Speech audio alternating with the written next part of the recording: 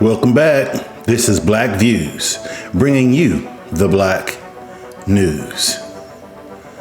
I was thinking to myself after making my last video,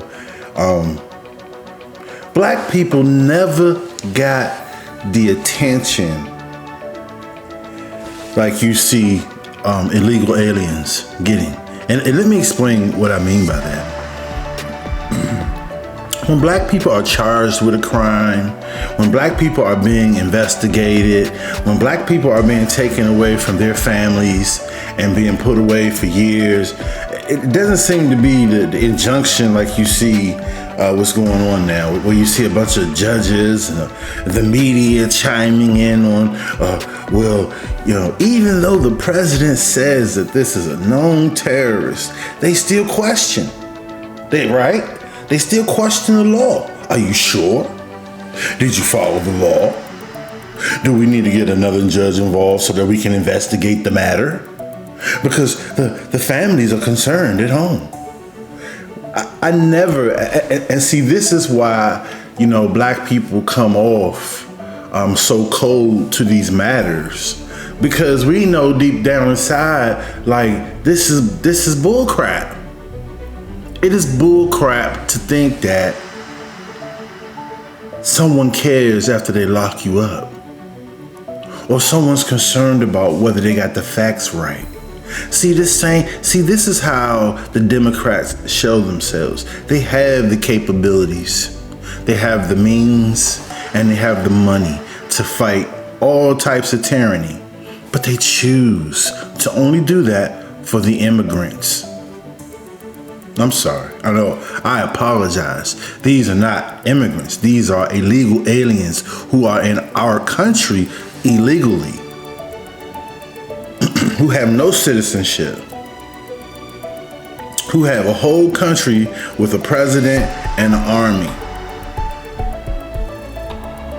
And so, I'm going back to the question. Did Black people ever have these opportunities with the media all day, 24/7? They talk about whether Trump got it right. Did ICE, are they beating on? They're even making false narratives for illegal aliens, but they never done that for foundational Black Americans. It would seem like we've seen this going on now for about a good 3 years now. This has been going on about illegal aliens. At this level. Can you imagine if there was just a good 3 years of investigations, of media bombarding the legal system with facts? Do you have the facts right? Let's go find out. Spending millions of dollars to be concerned about. And then guess what? They go in there to the president's briefing in the mornings, and they ask her these questions that are just like, they're so fact-finding about whether the man's rights, illegal aliens' rights, were crimes. And this is how you know it's a hypocrisy, because, see, Black people, we judge justice based off of our past experiences. We've seen the church bombings, we've seen the hangings, we've seen, our fathers, grandfathers had told us, and we're telling our children. So there's no cutoff, there's no kind of something we're embellishing about. And see, that's one major thing about white media and white supremacists. They believe that when Black people speak of experiences or what we see to come true, as like we're just embellishing. No, we know it's going to come true because we've seen it time and time and time and time after again. Black people weigh justice by past experiences. So when another group may mention their perception and what they think is fair, Black Americans understand that there's a law and that there's an action of white supremacy. For instance, saying put your hands up registers in my brain, stop what I'm doing, put my hands up, and I'm safe. But in the mind of a white supremacist, put your hands up, in his mind, he can say, I thought my life was in danger, and then get immunity. And then it's over with. You know why? Because the media, the perception is going to say he was stealing. And he committed crimes 3 months in a row. So now this is swept away, and then, you know, that white supremacist, he gets an opportunity to get a tattoo. And everybody just thinks it's just, you know, something new. No, this is a practiced thing. You keep hearing Trump. You keep hearing Tom Homan say that these illegals are committing crimes. As a matter of fact, they arrested 340, and that number could be off, but I know it was 340 something illegal aliens in California at a protest. Where you do that at? Honestly, that's telling me they're being funneled in, or they were already here, and they're hired on. They have to be, because there's no way that you could be here illegally unless you just tired of living on the streets. But from what I can see, they look like they have good clothes, shirts, hoodies, and jackets. Everything out of a GTA game, for real, honestly. Looks exactly the same. And so when you hear these arguments about the crimes they commit and the reasons why the law, are the highest land, according to land, even backs it up. They have to go. You know what I'm saying? But you have this opposition to keep illegals in, spend money on them, make sure they're good to go, so that you can get more votes for the Democratic Party. This is so low. It's so low. They are the ultimate vampires. They probably don't even know it. They're thinking in their mind, they're telling themselves, "Yeah, we got to give everyone an opportunity." But see, like I said, once again, foundational Black Americans, we look at that as that's bullcrap. How can you say that when in our streets, the same black women that you see here that argue for benefits, subsidies, and federal contracts for foreigners, don't say anything about the youth that are uneducated, that are unable to compete in these neighborhoods. They say nothing about that. And I just find that astonishing. So it has to be a plan that's in place.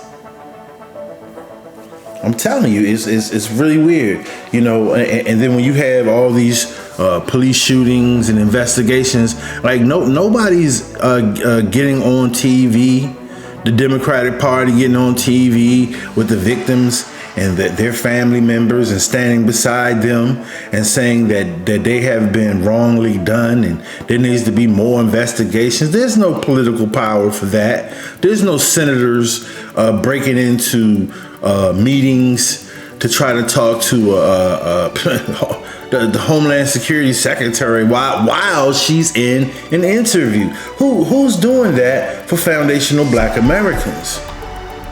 And I give him credit a little bit because he looked and appeared to be a Hispanic, and guess what? He's going out for his own. But what do we have? We have nothing. The only thing we have is we have a shield for Black LGBTQ. That's it. That's a shield for them. That protects them because they're not producing, and it keeps them all separate. Nobody likes each other. You see what I'm saying? And it keeps a wicked sense of vibe around all the time. You see what I'm saying? That's why you'll never see a straight thinking Black man be in position to assist. Like, look at all of them. I'm not even gonna say no names because I don't want to get any problems. But if you just look at the Black foundational Black American politicians, right? Okay, these are what we got names for them, but we'll call them shields. Okay, they sit up there and they talk about everything for everyone else, but when they speak on us, there's nothing.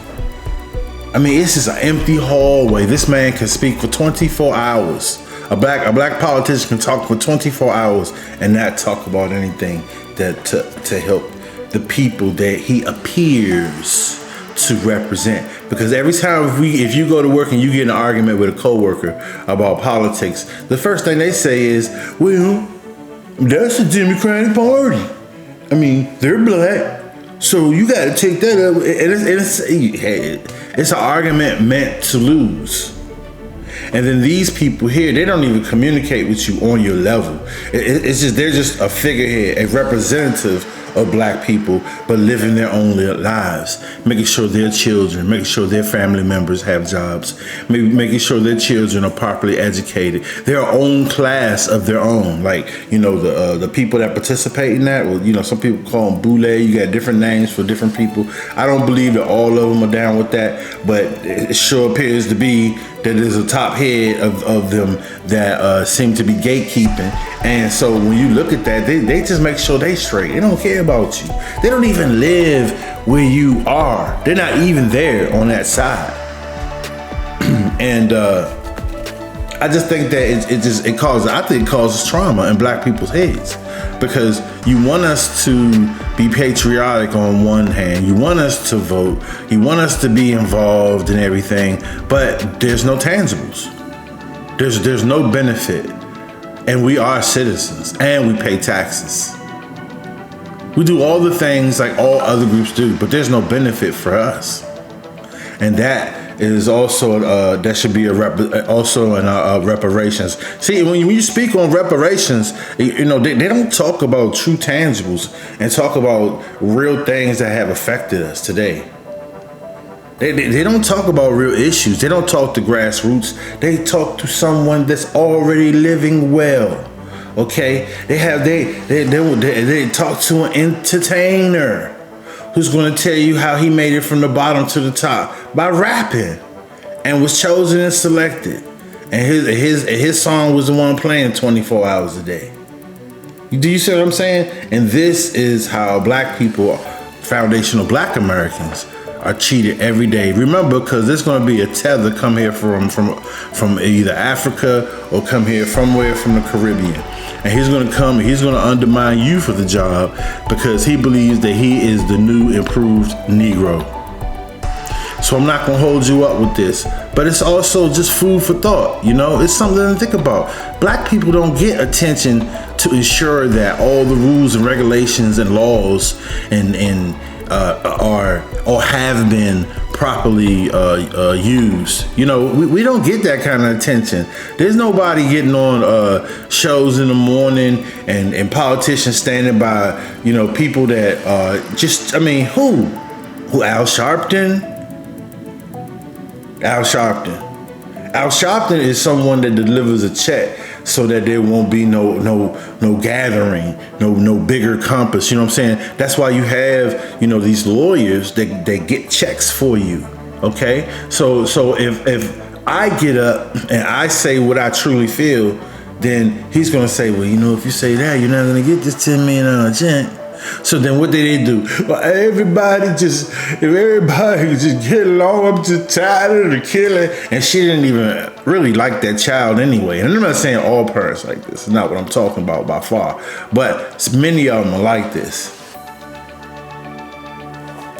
So I'm going to leave it at that. Food for thought. Please like, also subscribe. And let's go. This is Black Views, bringing you the Black News.